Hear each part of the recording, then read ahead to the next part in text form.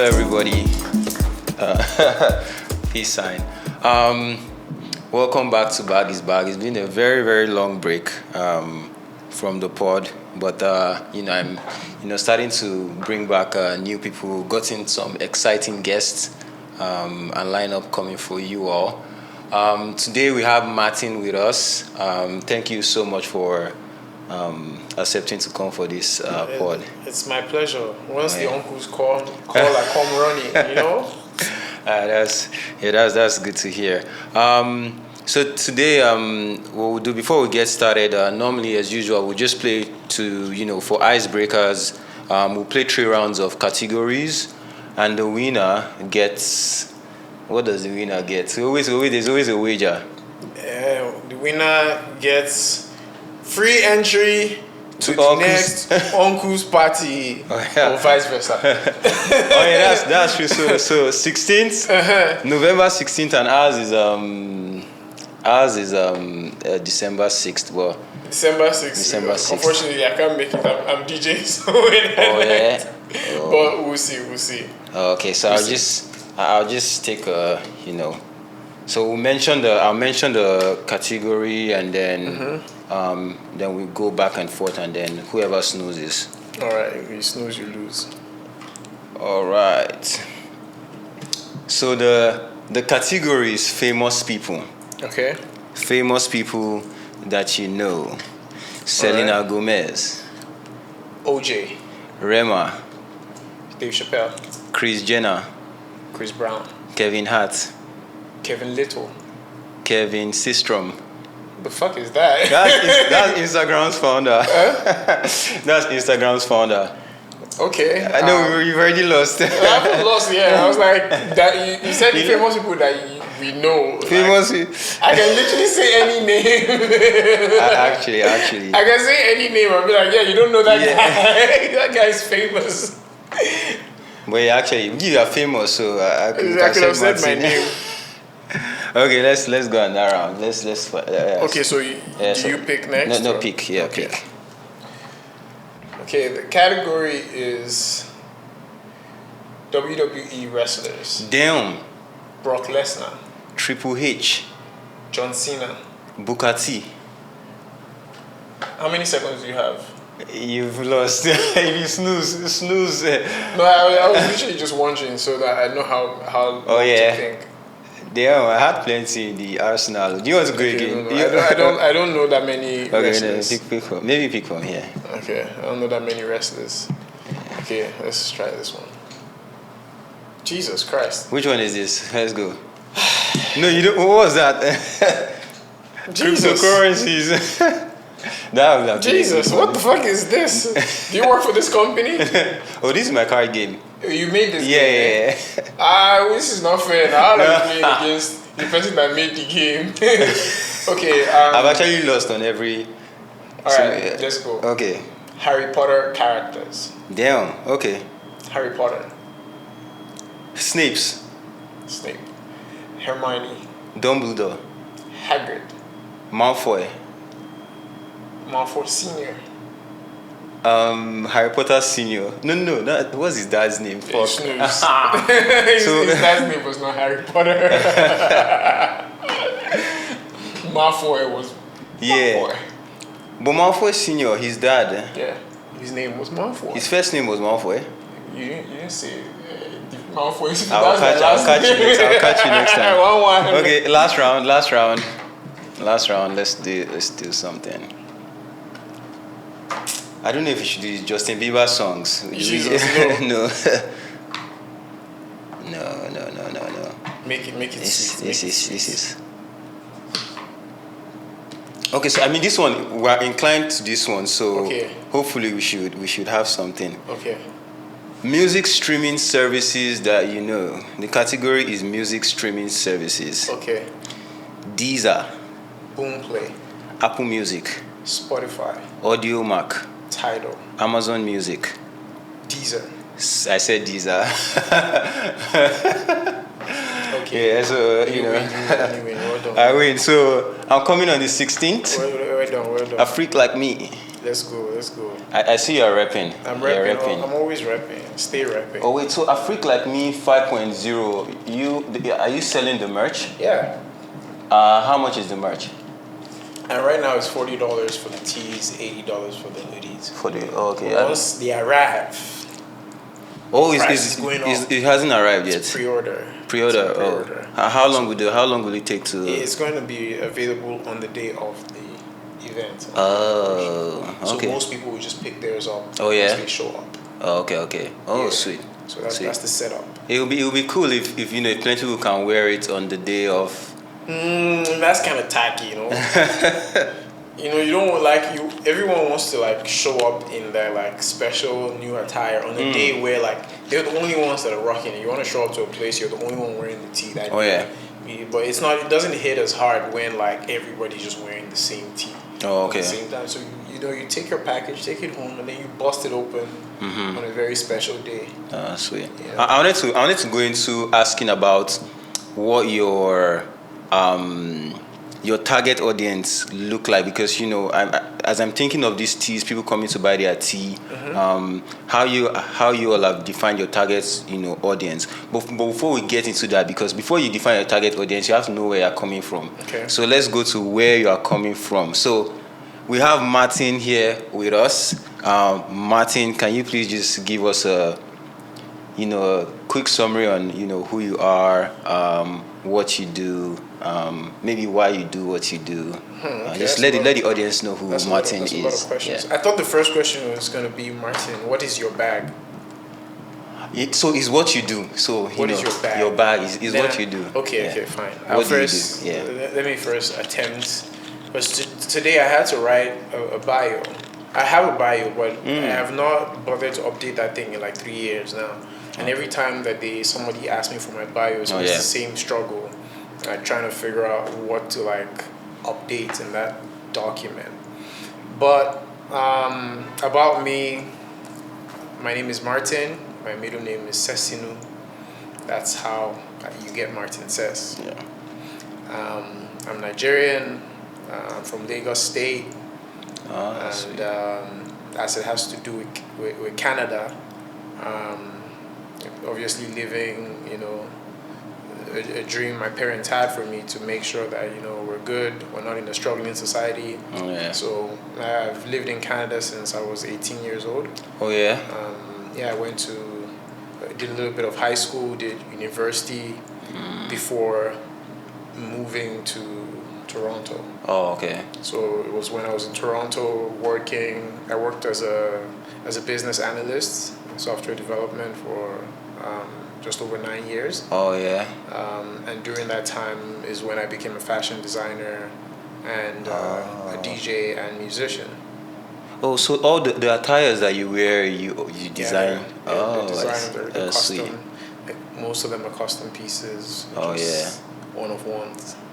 Oh, okay. So okay, now you mentioned a couple of bags. You said software engineer, fashion designer, and DJ. What's your current bag? So right now, I would say I'm an all-round creative. I mostly act in the role of a producer. Okay. Of different forms of media, so video work, music, and experiences. Oh yeah. Yeah. So all of those require a production role, and I mostly act in that capacity.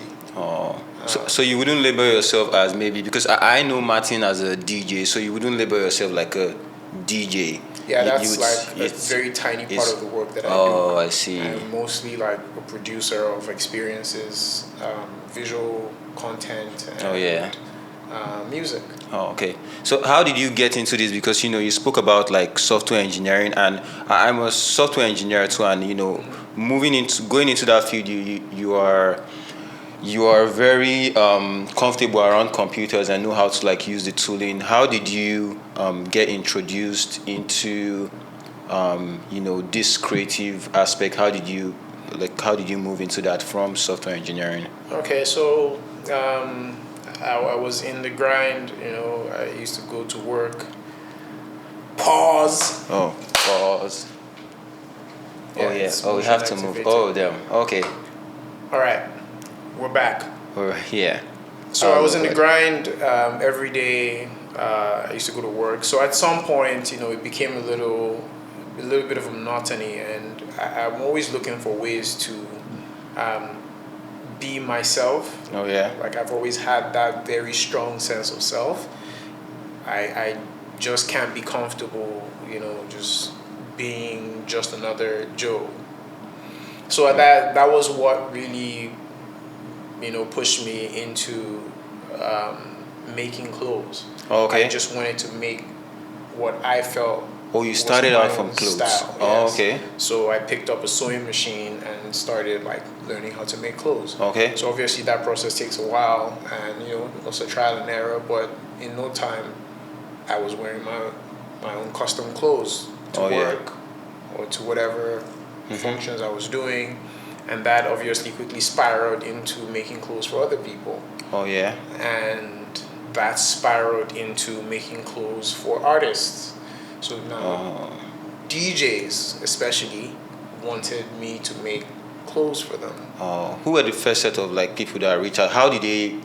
One of the first people I made clothes for was Revy B. Oh yeah, we know Revy B Yes. here in Toronto. So I made clothes for Revy B. There were other guys, like I had done stuff with Damager, TK Smooth. Okay. Back then, that's how I knew TK. That's how I met Donley. Okay. Oh too. yeah. Like a stylist had reached out to me and said, "Oh, we need some of your pieces for a shoot that she's doing." Yeah. And I was like, "Oh, I've heard of Donnie. I want to meet her." So Okay. I went to the shoot. So Donnie and I are like tight now. See. And we've worked together. What's like the process for you in making these clothes? Like, do you? I mean, you bought a machine. Do you sew like every piece yourself, or do you like design and maybe do a concept and give it to like a we house? got to that point. Okay. Later down the line, but yes, I was making everything from scratch. Like I would Okay. go source fabric. Oh yeah. And then make a design and attempt to sew it. Yeah. So that is really difficult when you're not like trained. Okay. So I was just winging it. Okay. So it made it difficult, like without like a lot of the resources that you have access to if you're maybe going to school for it.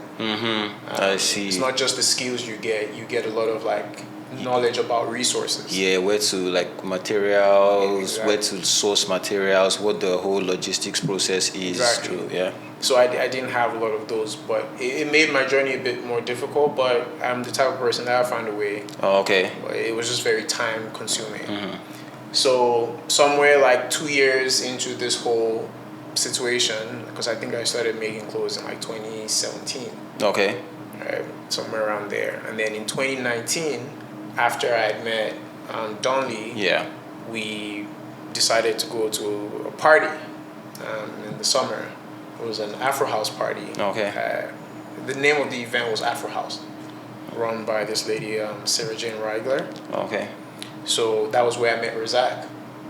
Oh yeah. And when I met Razak, it was just like, there was a sense of deja vu when I heard what he was playing. I was like, this sounds so familiar, like something I've always wanted to do. Oh. So it was just like literally like one or two songs I heard, and I walked up to him. I was like, "Yo, bro, like, good, nice to meet you, but like, I want to do What you're doing. Like, I see. This is crazy." Oh, okay. And obviously, I know how many DJs have told me that. I've heard that before. Like, lots of people would tell you, "Oh, I want to be a DJ," and that was like, let's say that was like July ish. By September, I had created my own event. Oh wow. So you, when you started DJing, like, you did not think of it as maybe you wanted to go DJ for other people's events.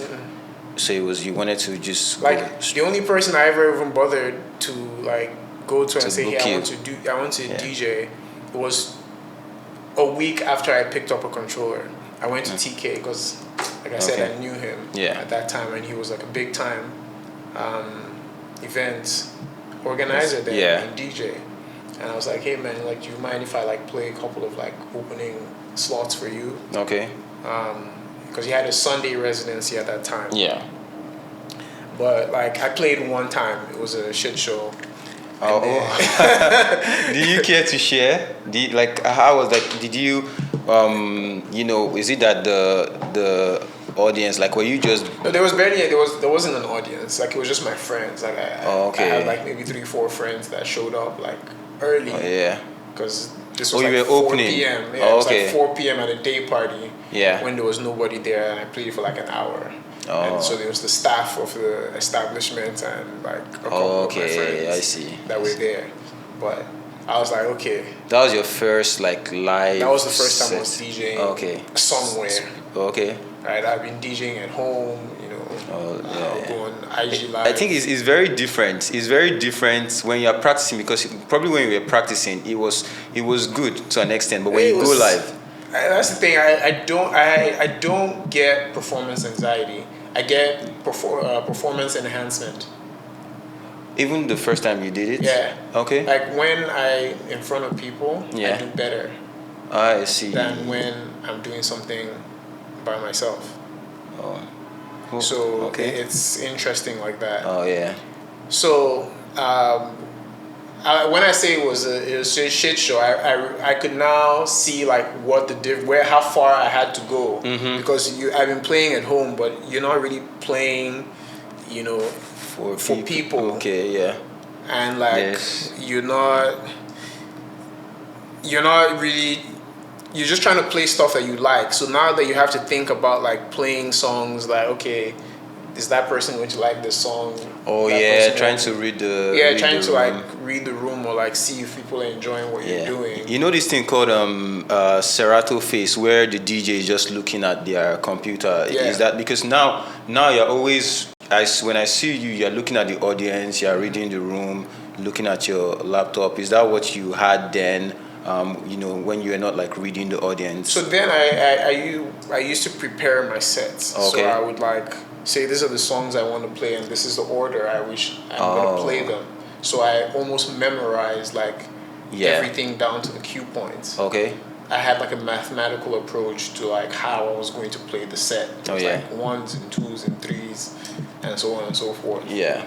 So it wasn't much of that. It was that now you have all that in place, and executing it while trying to like say, okay, how is this working on the floor? Oh yeah. So I realized that I needed to go like learn a lot more. That's why I say it was a shit show. There was no one there to like judge me or anything. So now you don't have like you don't have a set list. I mean, you have a set list, but you don't memorize the order. Like you read the room and move based off what you're seeing. So now we have crates. Okay, yeah. So based on like what you think you're gonna go play there, you like you just still stuff in a crate. Yeah. And then you work based on like energy. Oh, okay. So that's.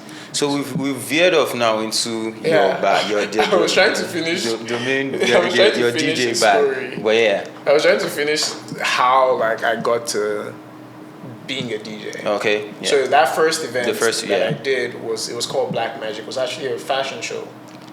Oh. It was a fashion show, but the plan was that I would DJ while the models were like. That's I've had that kind of idea before. That's cool. That's way. So that was the first thing I thought of. Like, did you get the inspo from anywhere, or? I mean, like I had seen like maybe like Victoria's Secret. Oh, that is the musician sings. Yeah, and where then, they sing while the models are on the runway. So I was like, I want to do something like that for my fashion line. But it wasn't about the DJ. It was about the clothes. Okay. So I wanted to walk, like have models, and like just have an experience of like people coming to see stuff that I had made. Oh yeah. It was a collaboration with like a little like coffee shop / community center. Okay. Around like it was on Yonge Street, around this area actually, just up the road from here. Oh, okay. So so Razak came to that. Okay. Just off Instagram. It was just like, let me go check out what this guy's doing. So after he saw me play there, he sent me a message. It's like, hey bro, let's like talk. I have an idea. Oh, okay. And by November, so this was September. Yeah. So we had a meeting in October. Okay. And then by November 17th, 2019, that was when the first AfriqueLikeMe happened. Oh, so I'm curious about that event that you put together. What did the promo look like? Was he already just leveraging of the connections you've made from your fashion? Yeah, it was just a fashion thing. Okay. It was people that came to see my close friends. Oh yeah. Mostly friends. Oh yeah. Was this had you just released like a line, and how many clothes were in the line? There was about 12 pieces Okay. in that collection, and yeah, up to that day, like I didn't even know who the models were gonna be. Like people literally just volunteered to like wear some of the pieces. Yeah. When they came, so Okay. some of them were like jackets, some of them were like pants and like two pieces. Yeah. Stuff like that. Yeah, I know your style. Like most, I don't know if it's the material is sort of like ashoke. I don't know if you know if That's more recent. Oh, that's more recent. So what type of material? Like what? How did your fashion like style evolve? And are you still like heavily doing fashion now? So first of all, how did my fashion evolve? When I started, I was into like a lot of patterns, and what we call wax fabric, which is like wax fabric. Wax What's fabric that? is what do they call it now? Why is the name skipping my head? What we call like African fabric. Oh, is it like Senegalese? Not Senegalese. Kaftan. Not that. There's a term for it, but Ankara. Ankara, yes. Oh, that's what you. So I used to make a lot of stuff with Ankara. Okay. Then, so what I wanted to do at that time was like find like very unique like Ankara styles. Okay. Not just like the really flowery ones. Mm-hmm. So I was really trying to find like unique ones, though that wasn't easy to find here. Mm-hmm. So I was like looking if I can find some stuff in like Lagos and like bring it down here, but obviously that's expensive. Okay. So it was a lot of like I was going through the motions then. Okay. But yeah. Oh, I see. And now it has moved towards I don't know if it's ashoke, but it looks thick. Yes. So now I use like a lot of ashoke because like that's what Yeah. the OGs used to rock, and it's hand. Most of the ashokes that I'm using, they're hand woven fabrics in Nigeria, so it's truly. Do you supervise that? No, they're not. I'm not making custom hand woven fabric. Okay. I'm buying hand woven fabrics. It's expensive, from what I know, like because people use it for like weddings a lot. So the inspiration for a lot of like that line that I had started wearing like sometime last year. Yeah. Was reusing clothes that my parents had worn. Oh, okay. Or that maybe it's myself, because I noticed that in my parents' wardrobe, there was a lot of clothes that they would wear once for an occasion, and you can't really wear it again. I can relate, yeah. So I started to take those clothes, like the really nice ones, and remake them into like clothes that I could wear. Oh, okay. So that was the origin of a lot of the stuff that you're referring to now. Oh, yeah. What we see you wearing, okay. They were my parents' old clothes. Oh, yeah. Just like taken and like remodeled into something I could wear now. I see most of the style is sort of like it's free at the bottom and then it hugs you. Like, where do you take the inspiration for? Like the top sort of like wraps you sort of, and then the pants are free. Where do you take that inspiration from? Three unique like pieces. Oh yeah. That I typically wear. The pants are just like modeled after like boot cuts. Oh yeah. When I was in secondary school, boot cuts was was the thing, yeah. I mean, it has come back. Yeah, it's come back, yeah. Small. But I started wearing that before the trend started going that way. Oh, yeah. Because it was what was cool in secondary school then. Oh, okay. And also if you look at old pictures of your parents, if your parents are like the same age as mine, that was like what they were rocking in their like heyday. Oh, okay. So it was those two things combined that made me get into the like bell bottom pants. Oh. And then my tops, I loved like diagonal shapes. Oh. So whenever I design myself any tops, they're always diagonal. There's always a cross. It's always a cross. Okay. And then for my jackets, that they resemble kimonos, but they're not. They're not kimonos. And that's just like anime. Okay. It's Okay. just like an anime influence. Oh, you watch anime? Okay. Yeah, I watched it. I think, let me be very specific, it was Naruto specifically. Okay. It was Naruto in Sage mode.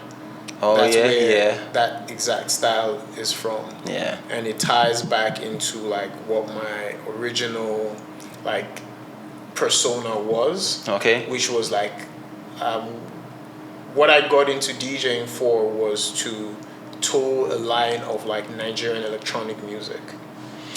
What I think from Afro House, there's a lot of like the instruments that when you hear it, it takes you back to some of what we like the very olden day music. Like it takes. I don't know if that's what like spoke to you. So I'll make some distinctions. Yeah. Afro house is mostly a South African genre. Okay. In its nature, though a lot of other Africans have created Afro house.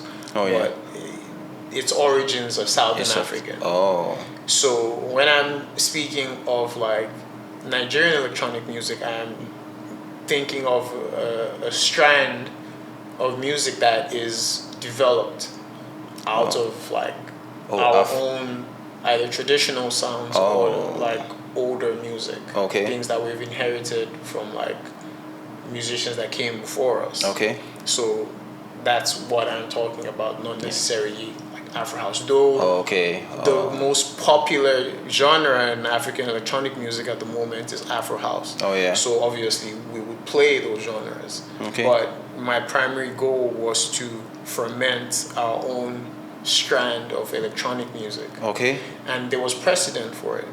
Oh yeah. And it's mostly from like the music, and that was like the disco era. Mm-hmm. So a great example would be William Onyeabor. I don't know that person, but so William Onyeabor was like a relatively popular musician. Okay. Back in the 70s. Okay. And he was making like a strand of like house, or you can call it like disco. But it's synthesizers, it's drum machines, and all of that. But making like either music in local language or just like just the way music was performed then in the 70s. Yeah. So we are taking inspiration from those areas and even stuff that was made in the 90s. Oh, okay. And then trying to like create this brand of electronic music. Oh yeah. So that's what Razak had created. Also, he produces music yes, too. He's a producer and like artist. So he was basically playing his own music when I heard it, and I was like, I wanted to do just that. Okay. So if you have listened to like anything I've made, it's also has that like nostalgic factor to it. Oh yeah. And I also just added, I would sing in Yoruba. Oh, okay. Yeah. There's this Yoruba, but I would mix it up, but I just bunch it all under Afro House. But it's called Ode Ireti. Ode Ireti, yeah. Would you say that's along the line? That's house. Oh, that's just house. Yeah. Okay. Like electronic, eco electronic is what we call it. Right. Okay. Did you guys carve it out? Yes. Oh. That was something that Razak had released a project called eco electronic as a genre. Yeah. Just before, around the time that I met him, and that's what I like modeled. Okay. The stuff that I made like after. Yeah. Oh, okay. So so in your events now, do you play mostly your own type of music, or you combine a lot? And what has been the receptance to this echo electronic type of music? Because it's a very like niche thing. Yeah. It's not something like when you're playing in front of like an audience as diverse as what we have at AfriqueLikeMe, it's not the primary focus. Okay. We play we play the mandate that we have at AfriqueLikeMe is we're creating an experience with African electronic dance music. Okay. So it cuts across a lot of genres. Oh yeah. It's not just like What are the genres? Can you? there's the dominant ones: yeah. house, Afro Yeah, house, house, yeah. Afro tech, Okay. Kwon. Where does that originate from? They're also South African genres. Oh, okay. Right. There's also like kuduro that we'll throw in, which is like kuduro. Kuduro. Yeah. Okay. Which is like very French African. Okay. Right. So it cuts across like broad parts of the diaspora too. Okay. Not just like African countries, Oh, yeah. like Portugal, Brazil. Oh. They all like, and a lot of the Afro house too is like originates from like the post-slavery states, which is like in the Caribbean. Oh, okay. And like Brazil, Portugal. They also make a lot of like Yoruba speaking house. Yeah. That's where most of it comes from, Oh. not Nigeria. So I want us to just go back, not go back so much, but to, you've met Razak, but AfriqueLikeMe is 3 people. Yes. How did that group come about? How did you now decide you want to, did you solely focus on or want to be creating events, or the 3 of us together will make music as one unit? Because I know, you produce your own, and is it individual? Like, how did that group come about, and what was the first line of, or we just want to solely make music, or want to do events? For example, Uncles, we were like, we want to do events, and that's why we're still like along the line. Anything that comes up after is Okay, yes. so like I said, it started as 2 of us. Yeah. It was myself and Razak for just under a year. Okay. And obviously COVID hit. Yeah. Beginning of 2020.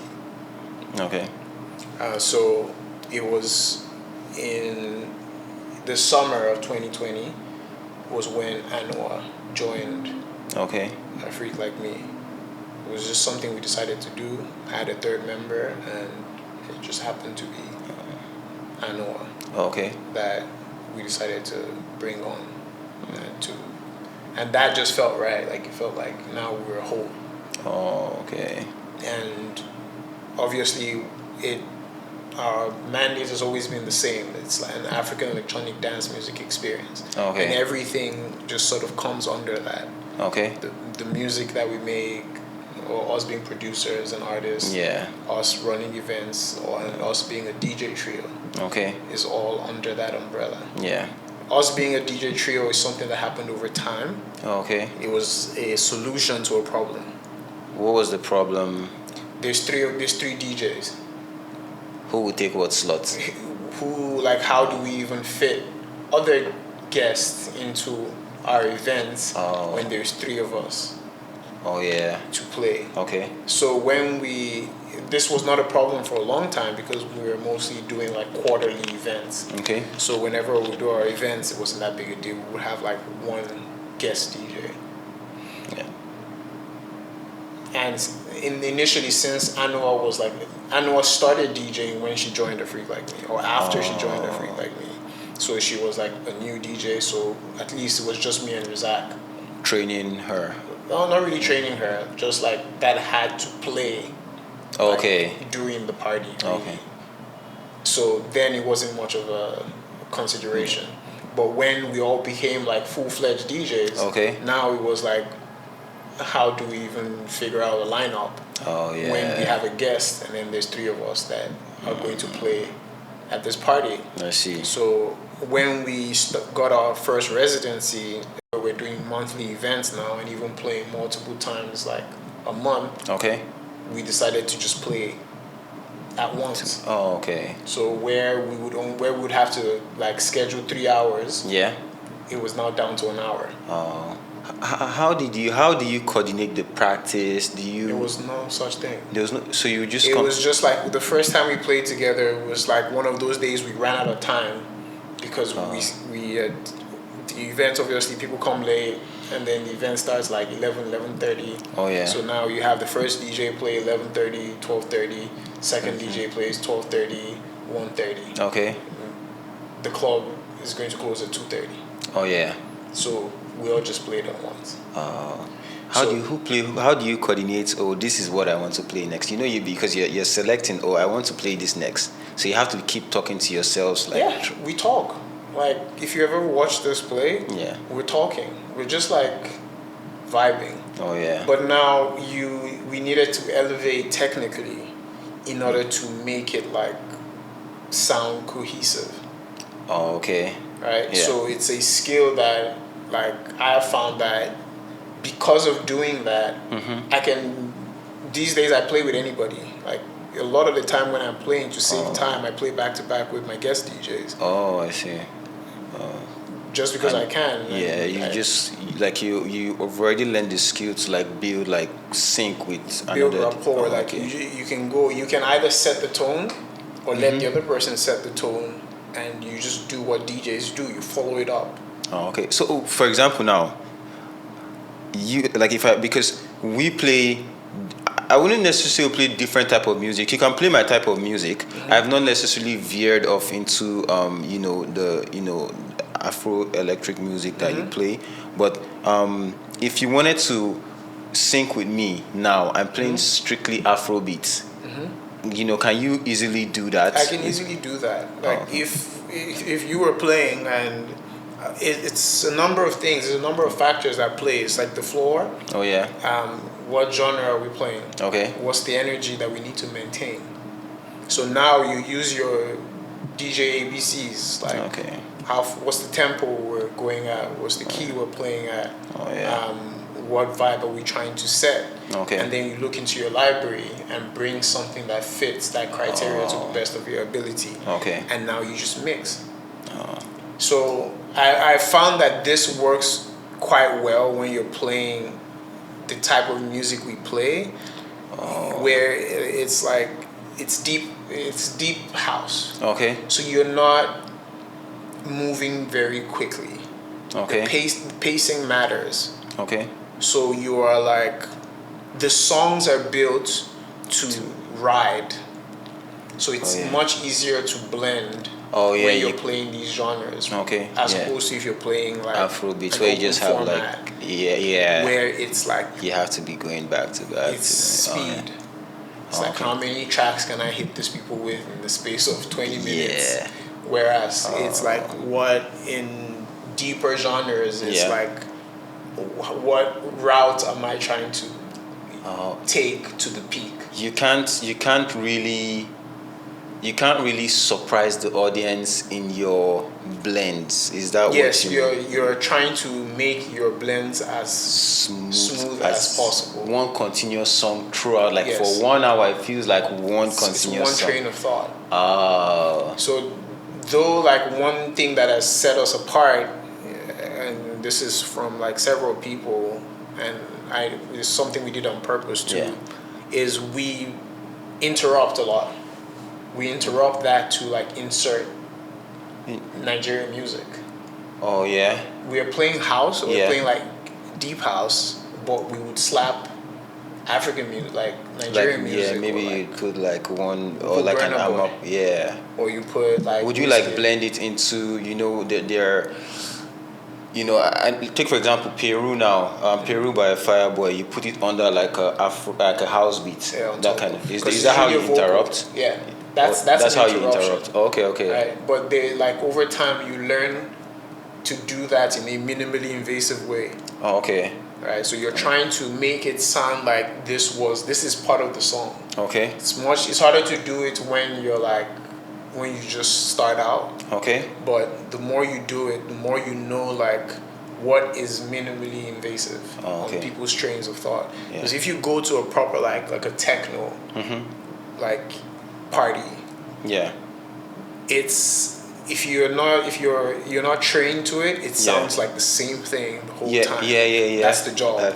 It's like, how can you play for 2 hours and nobody notices when the song changed? I see. It's just like it's just continuous. Yeah. And a lot of people don't like, if you were not born into it, or that's not what you grew up with, it doesn't make sense. But and I was one of those people that didn't make sense. How long did it take you to train your senses to this? How long did it No, I take you just to took get? one lesson. Like I just needed to understand. Who taught you this lesson? It was not something that I learned. It was something that I observed. Okay. About what it is about like techno that makes it good. Okay. It's an audio. It's an audio experience. Yeah. It's about like how hard can they hit your senses, your auditory senses, for you to feel something. So me, I don't, and I'm very honest, I don't enjoy it now as much. I can't go as like a whole event, and that's what I'll listen to. But what is like? How can I experience? How can I get that auditory like sensation? How can I feel it? What do I have to do? Because the market is big. Like I see people enjoy these things, and it's just the same thing. Like some people have Afrobeats. They enjoy Afrobeat, but some people don't enjoy Afrobeat. And so, I can tell them that, okay, maybe to enjoy Afrobeat, you need to just maybe know the dance, or like you need to be able to. Yes. So for the auditory experience, how do I train myself to enjoy true on true? Because I watch some of these videos on YouTube, and I sometimes skip. I'm looking for the mixes, but I don't really find it. It's not. It's not a. Yeah. It's not something you enjoy at home, really. Oh, okay. When you go to a properly built like electronic music venue, their sound systems are fucking insane. So they are like loud and clear. I see. The bass is strong, and it hits you. Shocks. Okay. So that's one aspect. The low end is one aspect. That's like some of the best techno is German. I see. Is that where Avicii is from? I'm not sure if Avicii is German. Yeah. But it could be. It might be Dutch or something. Oh. Okay. But you can Google that. Yeah. The low end is the first thing. It's like, can you feel that bass? Okay. Right, very important. The next thing is how loud and sharp can we make that high end that it doesn't tear your eardrums, but it's crisp. You can hear it very well. And how much can we modulate that into like a billion different sounds? So when you say modulate, is it like change like the pitch? There's so many like ways to change to like affect sound. Okay. To make it different. So it's like if you know the basic principles of like oscillators, they're just like waves. They're basic sine waves, and all music is built out of that. Okay. So it's how much can we use these electronic devices to modulate the sound to create an experience. Okay. So it's about the delivery first of all, and about like maintaining a train of thought, like a singular train of thought from the DJ to the audience, while making it different over time. I see. So that's the basic science of like how techno works. Okay. So the first time I understood it, because I've been in Toronto, like, and I had heard like a lot of electronic music, maybe even in Nigeria. Yeah. But the first time I went to Berlin and I went to one of the clubs, you then see all of these elements come together, like why clubs are so dark. So Toronto venues don't do justice to. A lot of them don't. Oh, I see. A lot of them don't. It's industrial. Like the walls are built in a certain way. The sound systems are like set up in a certain way. Like there's a reason like speakers are supposed to be high up. Yeah, line array is high up. It's so that it's not at your ear level, so that they can blast higher frequencies through the air, and you can hear it, but it doesn't hurt your ears. Oh yeah. And then the bass is low, so you can hit your chest. Right, and then there's minimal lighting, so that your visual senses are dulled, or your auditory senses are heightened. Okay. Because you can't see anything, all you see is like flashing lights. Oh yeah. And then the beat pounds. The beat pounds. Oh, I see. So it's a total experience. You can't enjoy it sitting at home. Have you ever, maybe I wouldn't say fantasized, but have you ever thought about building your own venue? I've considered it, but I know like that is not feasible. Yeah, it's not. Yeah, it's not. But but hopefully, like if we make it in life, yeah. Yeah. Because one of the things that I really want is to bring that type of experience to like African music, where we get the best of what we already have, which is like ours is about like it's a lot of storytelling. It's about the movements. It's about like dance.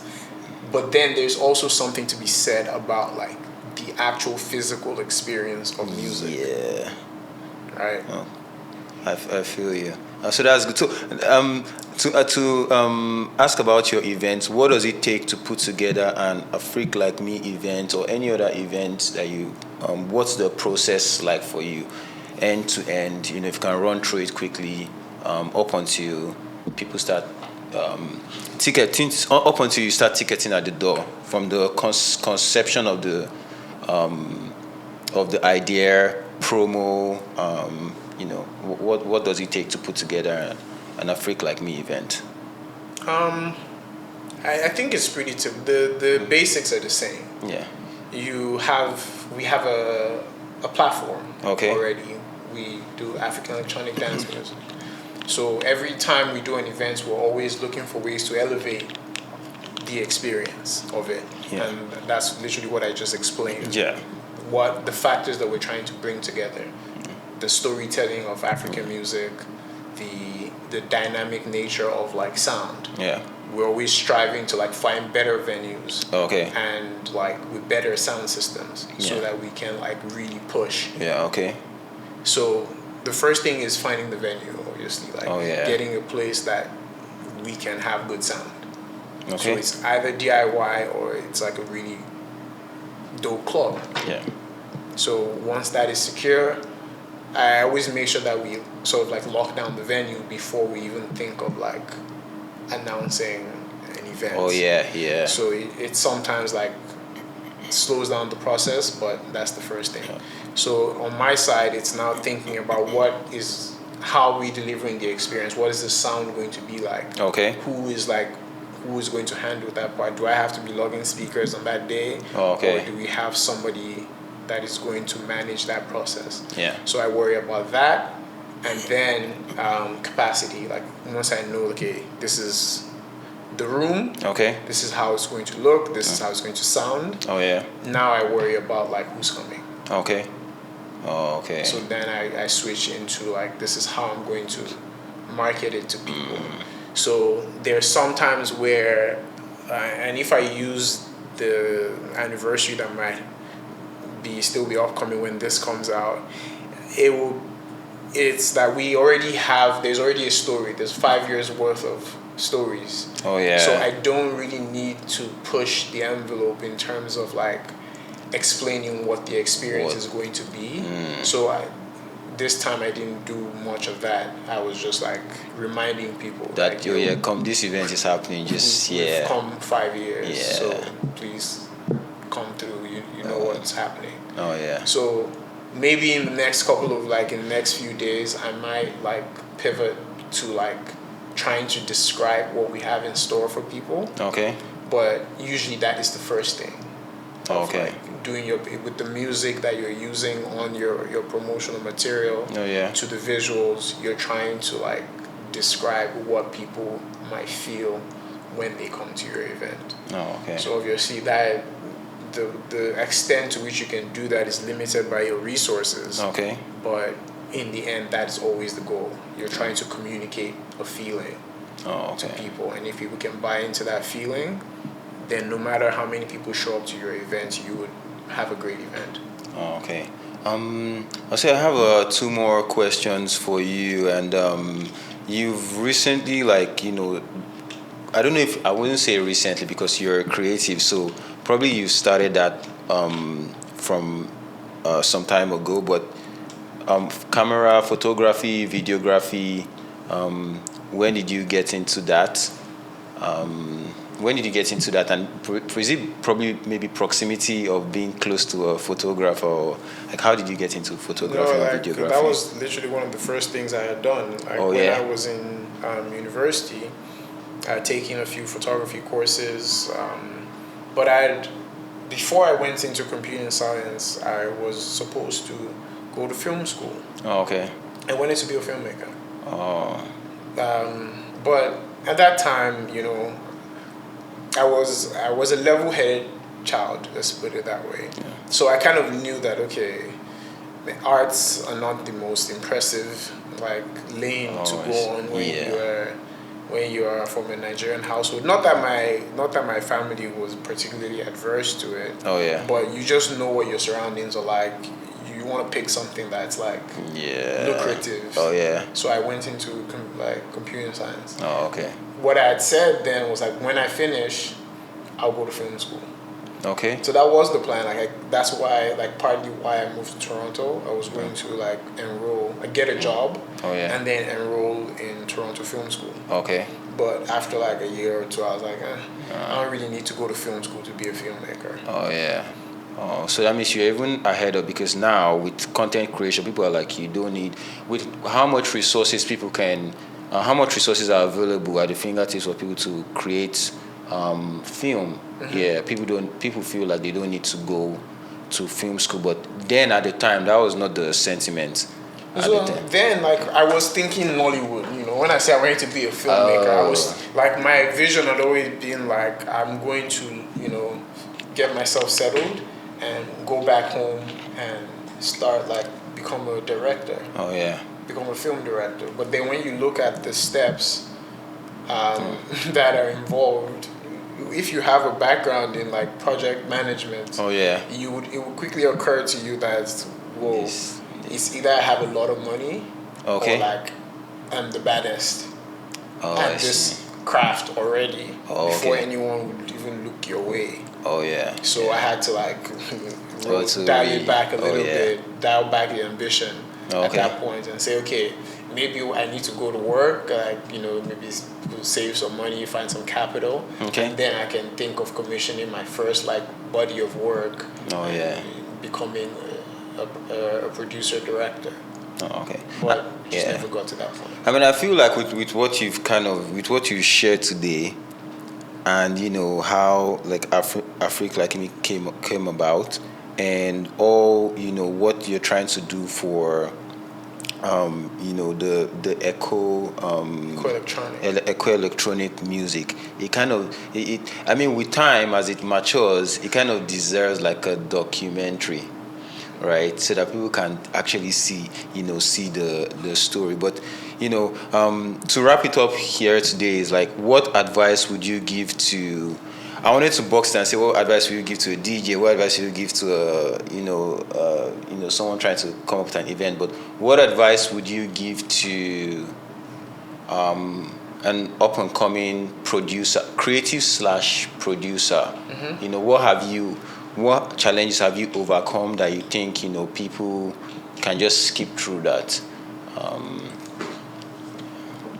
I mean, challenges that I've faced, I don't think there's any skipping. It's you have to go through it. You have to go through it. Oh yeah. And it's what makes you better. I'm not saying you have to suffer. You don't have to. Okay. You don't have to suffer. I don't think I suffered. Oh yeah. To do anything, but it's not easy. You really have to want to do it. Oh yeah. Right. Yeah. And I think I can say that for almost anything. Is if you want something bad enough, you would weather storms to get to that thing. It's get it or die trying type of thing. So that's not really advice. It's just how life works. Yeah, you have to go through the pain of the process. Yes, and whatever pains come with growing, you have to go through it. Okay. The one thing I can say might be advice is find your lane. Okay. You have to know what fits you, or what works for you, and this beginning of whatever it is you're doing should really be about that, about finding what works for you. Oh yeah. You shouldn't be boxed in at the beginning. Yeah. You should explore and test things out. Okay. Never be don't be scared to learn. Oh yeah. try stuff out until like you feel comfortable Somewhere. and then that's your lane, and now you forge ahead on that lane, only having to branch when you feel like something is not working. Oh yeah. Right? Oh, I feel you. So Yeah. that first step is very vital. Okay. Because if you think about it, like a marked example of that would be the coming of Amapiano. Oh, Let's use the DJs that came out of that. okay. Right, a lot of people became DJs because they really loved Amapiano. Yeah, they love. Yeah, yeah. Right. What next? Oh, I don't. What next? Like Yeah. I the mean, market is huge, Yeah. but it's not huge enough that it will sustain the number of people that Okay. became Amapiano DJs. Now, Oh, I see. But you've built your entire identity Around. around that. Yeah. So you're gonna have to go back to the drawing board and learn new skills. Yeah, for other types of music. Yeah, for other yeah. things. So it's about don't be afraid to like explore, like Just veer constantly learn and find like what it is that works for you. It doesn't have to be about what is currently what everybody else finds attractive at the moment. It doesn't even have to be about the audience, because it has to start from you. It has to start from you. Because that's the outcome, that people were into it because everybody else was into it. Yeah. So now when everybody else moves on to something else, you're left holding the bag. Yeah. Type of thing. So you should always like find your inspiration, find your own path. Okay. And it doesn't matter if everyone else moves on, you're still doing your own thing. Yeah. So makes sense. You'll be happy with yourself. Makes sense. Thank you so much for sharing your story today. Really appreciate it. Super interesting. My pleasure. My pleasure. You know, so I'll be at your event with my free ticket. Let's go. Bring everybody. Oh yeah, sweet. We're happy to have you. Thank you so much. My pleasure. Yeah.